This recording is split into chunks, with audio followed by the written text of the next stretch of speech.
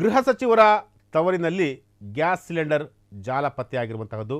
ಅಕ್ರಮವಾಗಿ ಶೇಖರಿಸಿಟ್ಟು ಗ್ಯಾಸ್ ಸಿಲಿಂಡರ್ಗಳನ್ನು ಮಾರಾಟ ಮಾಡ್ತಿದ್ದಂತಹ ಒಂದು ಜಾಲ.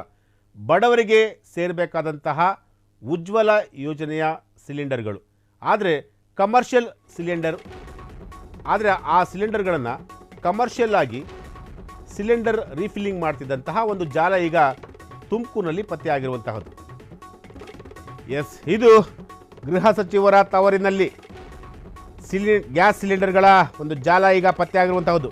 ಅಕ್ರಮವಾಗಿ ಶೇಖರಿಸಿಟ್ಟು ಗ್ಯಾಸ್ ಸಿಲಿಂಡರ್ಗಳನ್ನು ಮಾರಾಟ ಮಾಡ್ತಿದ್ದಂತಹ ಒಂದು ಜಾಲ. ಬಡವರಿಗೆ ಸೇರಬೇಕಾದಂತಹ ಉಜ್ವಲ ಯೋಜನೆಯ ಸಿಲಿಂಡರ್ಗಳು, ಇವುಗಳು ಆ ಜಾಲಕ್ಕೆ ಸಿಲುಕಿ, ಅಂದರೆ ಕಮರ್ಷಿಯಲ್ ಸಿಲಿಂಡರ್ ರೀಫಿಲ್ಲಿಂಗ್ ಮಾಡ್ತಿದ್ದಂತಹ ಒಂದು ಜಾಲ ಈಗ ಪತ್ತೆಯಾಗಿರುವಂತಹದ್ದು. ಬುಕ್ಕಾಪಟ್ಟಣದ ಹೊರವಲಯದ ಕೋಳಿ ಶೆಡ್ನಲ್ಲಿ ಈ ಒಂದು ಅಕ್ರಮ ದಂಧೆ ನಡೀತಾ ಇರುವಂಥದ್ದು. ತುಮಕೂರು ಜಿಲ್ಲೆಯ ಕೊರಟಗೆರೆ ತಾಲೂಕಿನ ಬುಕ್ಕಾಪಟ್ಟಣ ಗ್ರಾಮ.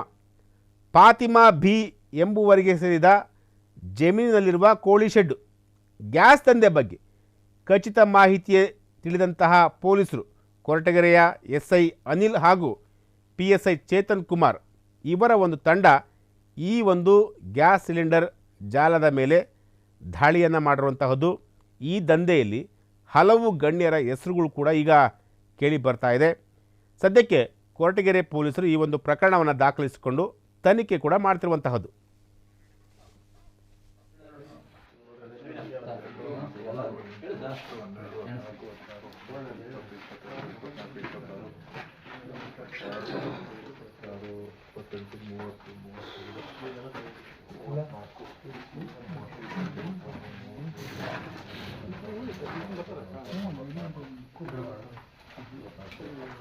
ಕ್ಷಣ ಕ್ಷಣದ ಸುದ್ದಿಗಳಿಗಾಗಿ ಫ್ರೀಡಂ ಟಿವಿ ಸಬ್ಸ್ಕ್ರೈಬ್ ಮಾಡಿ, ಲೈಕ್ ಮಾಡಿ ಹಾಗೂ ಫಾಲೋ ಮಾಡಿ.